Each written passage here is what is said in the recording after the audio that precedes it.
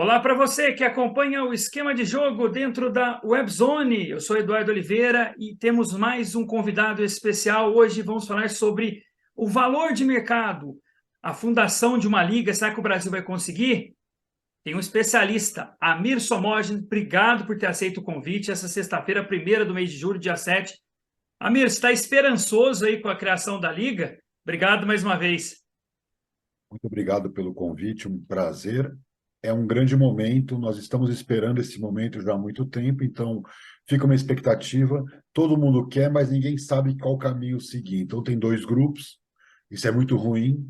Se a gente pegar os bons exemplos, tanto Estados Unidos, óbvio, mesmo na Europa, com exceção da Premier League, que tem a primeira divisão é uma empresa, a segunda divisão é outra, faz muito sentido que primeira e segunda divisão, 40 times, façam parte de um único grupo. Bundesliga, primeira e segunda divisão, La Liga, Liga Francesa. Então, eu vejo com enorme preocupação essa cisão e, o mais importante, a discussão fica restrita aos direitos televisivos.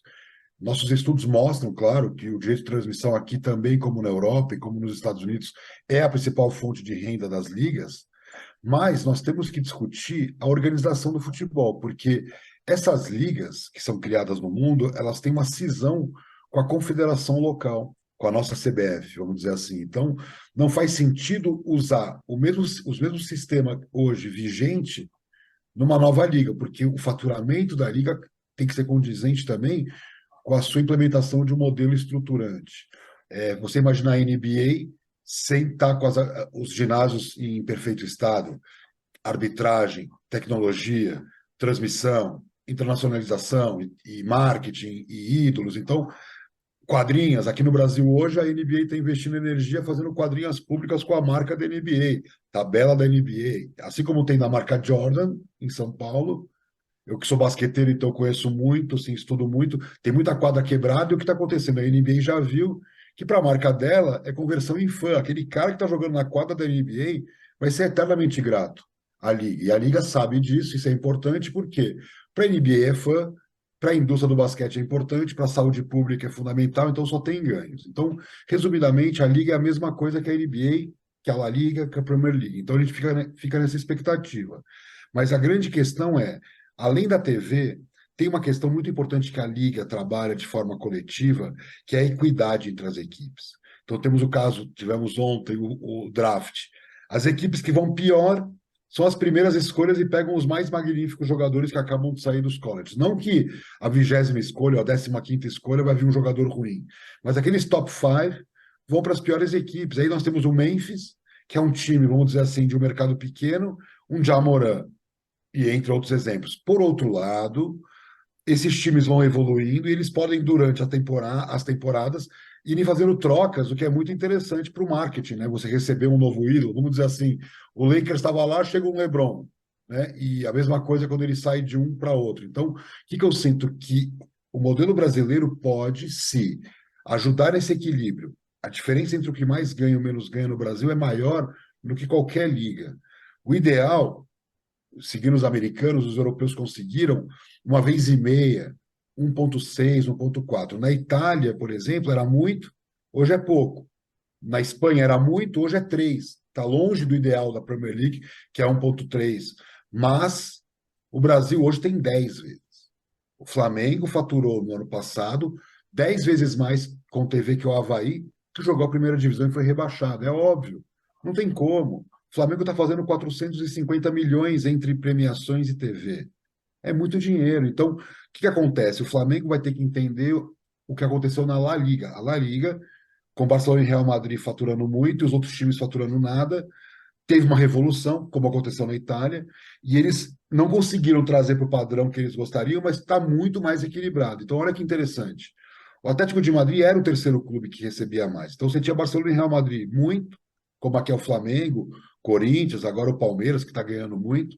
Aí você tem o Atlético de Madrid numa diferença brutal, tipo, mais de 3 vezes para o Real Madrid. E hoje a diferença é de 130 milhões de euros para o Atlético de Madrid, 160 milhões de euros para o Real Madrid, porque o Atlético de Madrid se transformou num grande vencedor. Então ele vai aumentando a sua receita. Aquele clube mais médio, vamos dizer assim, Atlético de Bilbao, Valência, que recebia 35, 40, estão recebendo 80, o Sevilha. E aí, com 70, 80 milhões de euros, ele vai vencendo as competições europeias, como o Sevilha vence com muita frequência. Essas competições, como a Copa Sul-Americana, uma competição importante para a consolidação desse modelo, porque você está lutando contra um inglês, que tem muita TV, contra um francês. Então, quando um time espanhol, vamos dar esse exemplo, não só Real Madrid e Barcelona, quando um Sevilha é campeão da Liga Europa, isso valoriza o modelo, que é o modelo distributivo de receitas. Então, não é só uma questão de dinheiro, é estrutura de equilíbrio em várias frentes. Vamos dar um exemplo. O Itaú patrocina a CBF, a seleção brasileira. Não patrocina clubes. Possivelmente um banco vai patrocinar, como o Santander fez com a La Liga, como o Barclays fez para a Premier League, um banco vai patrocinar, pode ser Bradesco, pode ser Itaú, isso é dinheiro, se injeta. Então, todas as linhas de patrocínio, bebida, seguradora, bancos, veículos, se aproximam da liga, e esse dinheiro é de quem? Esse dinheiro é dos clubes. Então, a gente pode tirar dinheiro da CBF, que hoje enriquece a CBF com os patrocínios da seleção, levando um Itaú, por exemplo, pagando 30, 40 milhões e vai dividir para os top 20 clubes que jogam a primeira divisão. E a TV teria um papel de ajudar os times da Série B. Então, vamos dar um exemplo. Hoje a Série B estava pagando 7 milhões e meio, se não estou enganado, e agora estão falando em 10 milhões a Série B. Pô, 10 milhões a Série B é um baita número. Por que a Série A não pode falar, vem cá, eu quero uma Série B forte para que empurre a qualidade desde lá de baixo até o top, né, na elite da Série A. E ele dá um percentual para qual é o desafio? E colocar ali um recurso para melhorar a estrutura da Série B, não só com viagem. Porque hoje, o que a CBF dá? As passagens, hospedagem, que tem todo um grande negócio de compra e venda de passagens. Eu estou falando de estruturar capacitação de profissionais, deixar um legado. Por que a CBF nunca fez uma quadrinha como a NBA está fazendo? Então, a Liga podia chegar e reformar as quadrinhas, material esportivo, tudo via lei de incentivo. Tem vários estudos que mostram que está tendo muito dinheiro investido em lei de incentivo, mas que vai para o Pinheiros, para o Minas, né, para o São Paulo, para o Corinthians. Não necessariamente está indo para um projeto social da comunidade. Então, o que eu vejo também? Que o futebol, como liga, se pensasse como NBA, eu até brinquei numa live, eu falei, na minha visão, eu tinha que contratar um americano, ele não entende nada de soccer. Contrata o cara da NBA, deixa ele nos ajudar a entender o desenho dessa liga, porque os brasileiros nunca fizeram uma liga. Eu estudei muito, tenho muita capacidade analítica e adoraria ajudar um estrangeiro no Brasil que tenha feito isso, uma Bundesliga, uma La Liga, ou mesmo uma Liga Americana, ou mesmo MLS, que vai vender para o brasileiro uma ideia que o brasileiro não consegue entender de coletivo, né? Então, são 20 times, é um 20 avos. Cada time tem o seu valor. Então, na Premier League, o Manchester City, o Chelsea são muito mais poderosos que qualquer Sunderland, ou Wigan, ou Portsmouth. Mas, lá nas decisões, aquele investidor que tem um Crystal Palace tem voz, que por coincidência é do Botafogo. O que eu quero mostrar? Que a gente pode viver essa era da SAF, de um lado, administrando os clubes de forma organizada e profissional, com interesses maiores, de internacionalização, de qualidade do espetáculo, de melhora do marketing, porque o Textor quer que o Botafogo seja campeão num campeonato que seja global, com muita audiência. Então, esse é o objetivo. Eu acho que o que uma liga pode fazer é trabalhar esse produto, como todas essas ligas que eu citei fizeram, highlights da semana, ídolos, né, que estão se destacando, os gols mais bonitos, trazer times europeus para fazer a pré-temporada no Brasil.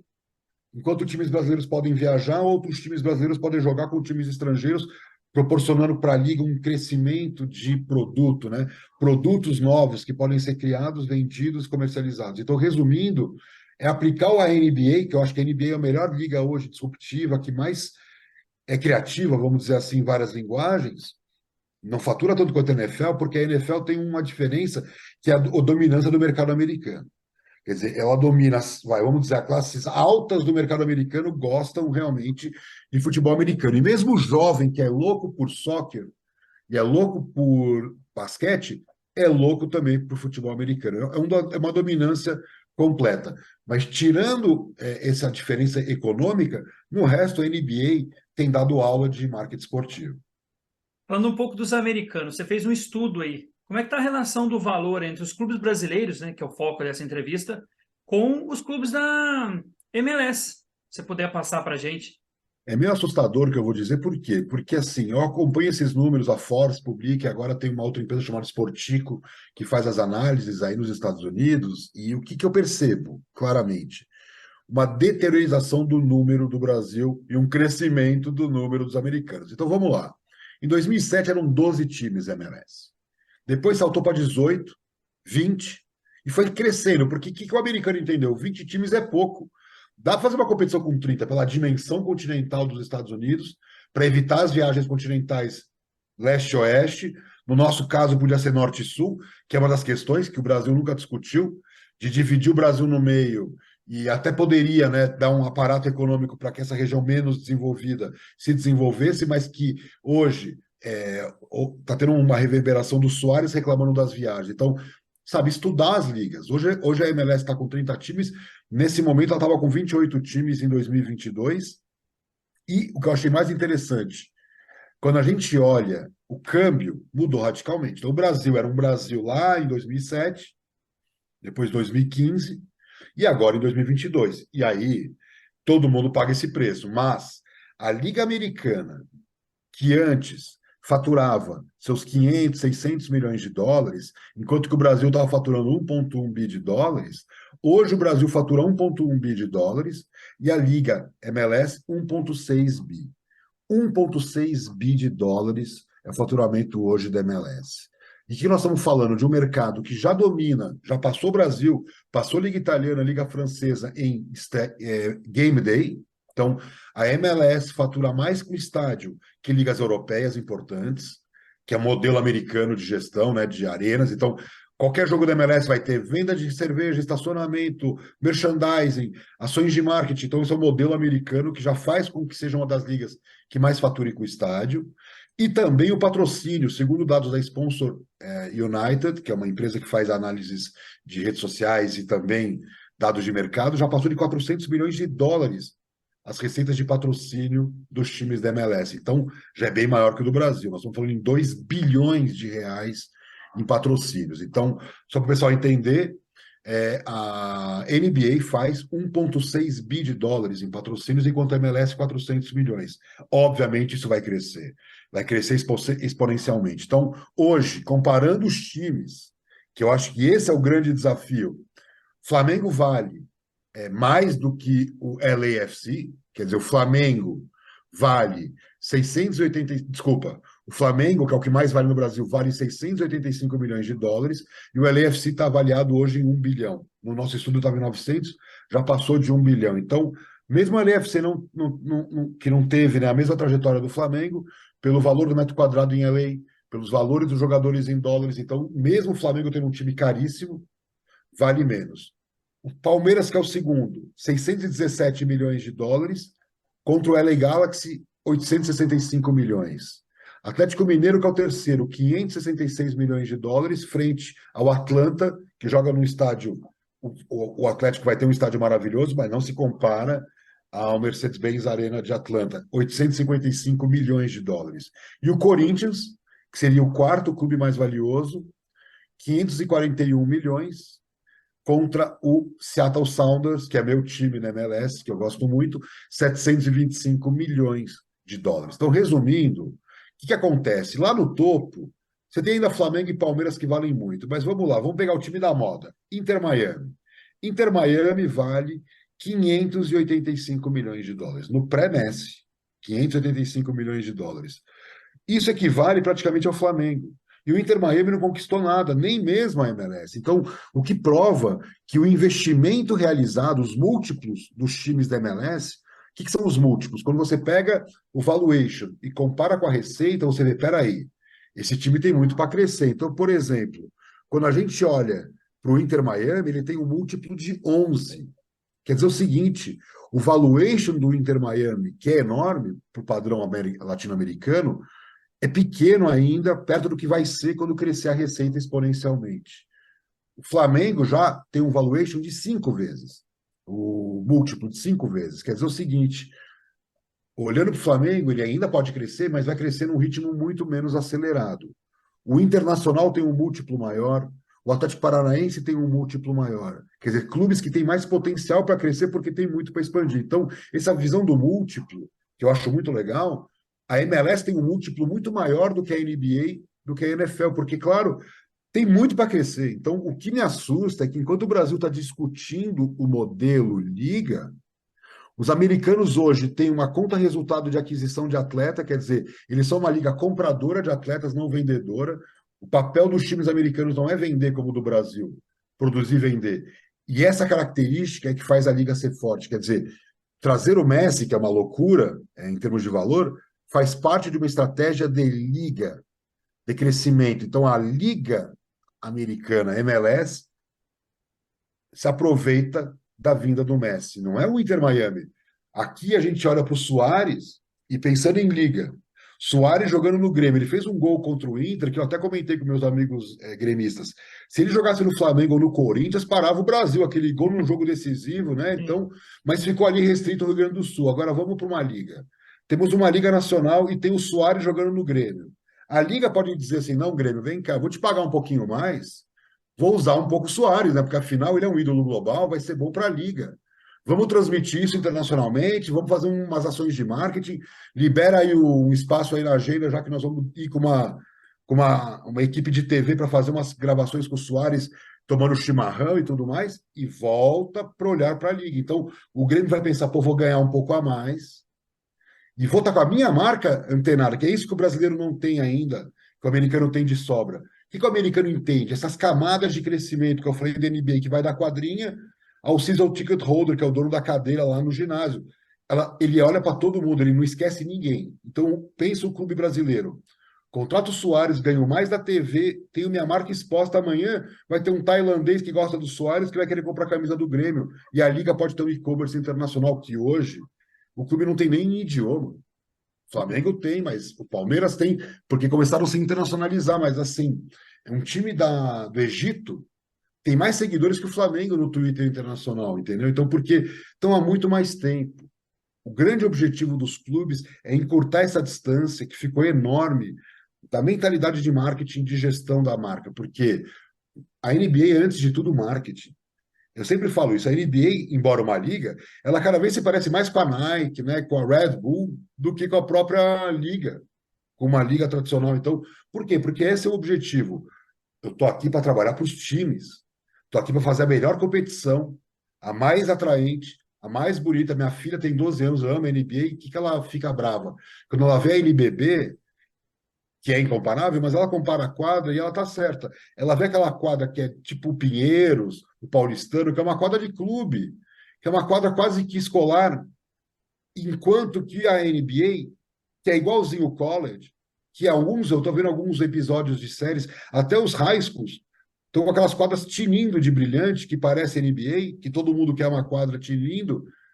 A estética da NBA vai da quadra para a roupa dos jogadores, para o hip hop, para os artistas famosos em volta. Então, tem uma construção de camadas de comunicação. Então, eu acho que dá para fazer no futebol brasileiro. O futebol brasileiro é muito grande, no sentido de pentacampeão, os jogadores, os times, o tamanho do Brasil, essa influência latino-americana que o Brasil tem, a quantidade de jogadores estrangeiros que vieram para cá para ganhar mais. Então, tem tantos elementos, times grandes que podem ser campeões, somado hoje a um Atlético Paranaense, um Red Bull, Fortaleza, que são potências emergentes, que ocuparam o espaço de um Vasco, de um bom período do Botafogo.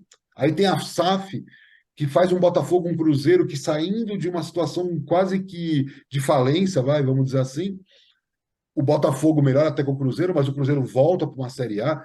Eu, como homem de marketing, posso falar que a camisa do Cruzeiro, para mim, é a mais linda do futebol brasileiro hoje, que tem a marca de patrocínio na camisa, sim, mas está lá como uma camisa europeia, né? Então, eu acho que é isso. Finalmente, a MLS tem que ensinar, porque na hora que a Apple TV crescer, na hora que mais mercados internacionais pagarem para assistir MLS, agora comece, sei lá, quem não vai querer ver, né? Se o Messi começa a fazer gol sem parar, vai aumentar a assinatura, e pode ser até momentâneo, né? Pode não ser eterno, mas vai criando uma base de fãs.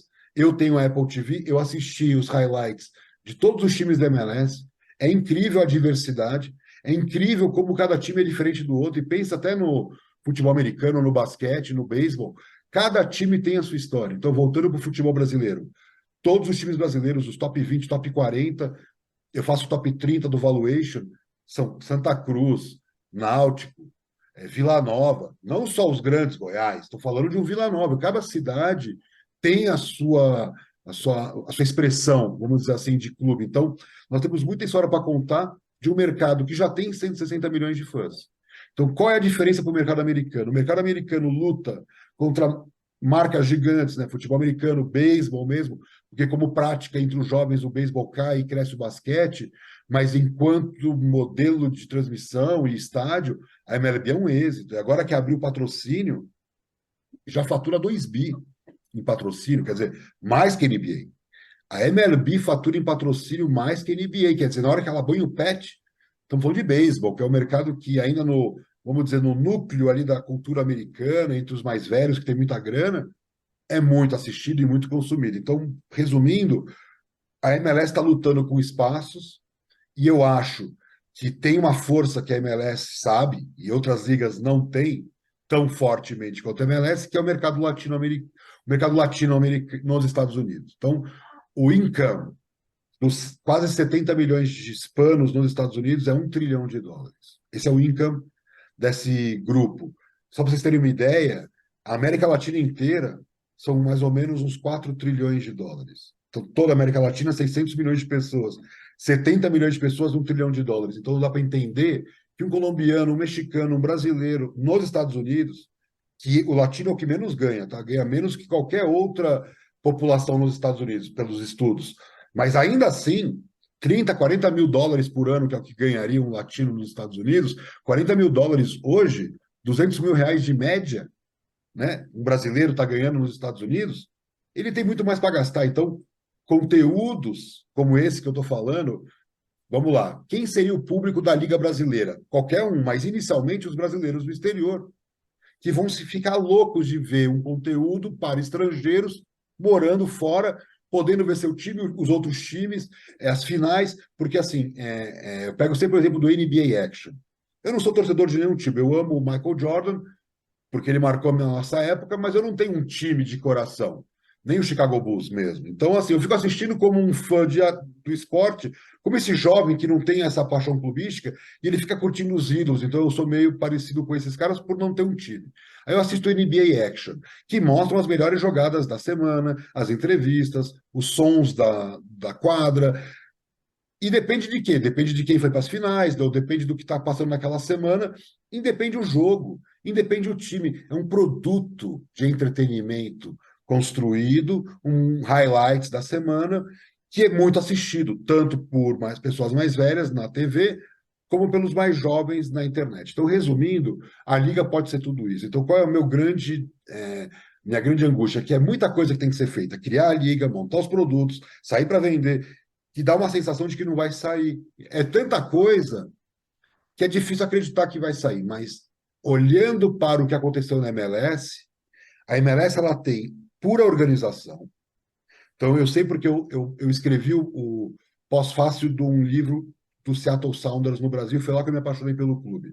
O Seattle Sounders é uma única marca entre todos os times da MLS que não precisou criar uma marca nova. Ele pôde trazer uma marca do passado para a MLS, que a MLS é contra qualquer coisa que não seja nova dentro dos parâmetros. Segundo elemento que me chamou a atenção, isso trouxe uma base de fãs fanática. Por isso que o Seattle Sounders é tão forte em Seattle, porque a base de fãs já vem da década de 90 de um outro time. E aí, o que eu achei interessante? O modelo da MLS é criar com aquelas famílias que têm os praticantes de soccer, e ali você vai criando a comunidade do time através dos praticantes que compram season tickets, que vão nas arenas. Esse é o modelo. Só que o Seattle tinha essa base de torcedores fanática. Foi para a MLS e explicou, olha, não podemos abrir mão desse fã aqui da cidade de Seattle, que é muito fanático pelo soccer, pelo time, vamos fazer uma outra história, vamos. E aí eles construíram uma história de um fã hardcore, que vai bêbado do bar para o estádio cantando, ponto. E aonde eles foram beber isso, que eu queria chegar? Essa história é hollywoodiana porque é feita por americanos, mas no livro eles contam textualmente. Quem faz isso de forma natural? O futebol sul-americano. Uruguai, Argentina e o sul do Brasil, e o Brasil de uma forma geral, mas mais essa região sul, eles se encontram muitas horas antes num bar tradicional, que não importa a qualidade do bar, é aquele bar que a torcida se encontra, ficam bebendo e vão bêbados cantando para o estádio. Então, o Seattle Sounders criou em laboratório algo que é natural do futebol brasileiro, do futebol sul-americano. Então, para finalizar, um clube que hoje vale quase US$ 1 bilhão, enquanto que o Inter, o Grêmio, que fazem isso há 100 anos, não valem nada perto do Seattle Sounders. Então, aonde eu quero chegar? Dá para a gente mudar o jogo pelas SAFs e pela Liga. Agora, o problema é, as SAFs vieram para resolver problemas de clubes endividados, Botafogo, Vasco, Cruzeiro. Não vieram para comprar o Atlético Paranaense, ou Flamengo, né, ou um Fortaleza, que são bons modelos de gestão. Esses clubes não querem SAF, querem seguir o seu modelo clube. Então, qual é o grande desafio? A gente tem uma SAF que mude o mercado, que traga investidores interessados em clubes não só endividados, mas em clubes que valem a pena o investimento, e do outro lado uma liga que paga essa conta, porque hoje, com o calendário como está, com os estaduais dominando aí 1/3, quase das competições, que é altamente deficitário, é muito difícil eu pensar numa SAF rentável no modelo com 3 meses de déficit no ano, por exemplo. Janeiro, fevereiro e março é altamente deficitário, em abril começa a ficar razoavelmente bom para melhorar em maio e junho. Então, nenhuma empresa sobrevive. Se a gente vai para o modelo janeiro a dezembro rentável, é no mínimo 30% mais de ganhos em termos de escala no curtíssimo prazo e dobrar de tamanho num espaço de tempo muito pequeno. Amir, a gente está chegando ao final desse programa. Agradecer a sua participação aí. Se quiser deixar suas redes sociais e também ó, a sua empresa também, fica à vontade nesse 1 minuto final aí. Eu agradeço. Nos nossos estudos, valuation, finanças dos clubes, outros materiais sobre basquete, surf, que tem no nosso blog, a gente analisa muito tendência. Então, no nosso blog da nossa empresa, Sports Value, você encontra e também no nosso site, né, os PDFs. E nas redes sociais, Amir Somoge, com 2Gs. Lá você encontra no LinkedIn, é onde eu tenho minha newsletter, onde eu publico mais coisas, também no Twitter e às vezes alguma coisa ou outra no Instagram. Então é isso. Mais ou menos por ali você pode seguir e acompanhar nossas postagens. Tá certo. Esse foi o Esquema de Jogo, 1º de julho de 2023. Semana que vem tem mais.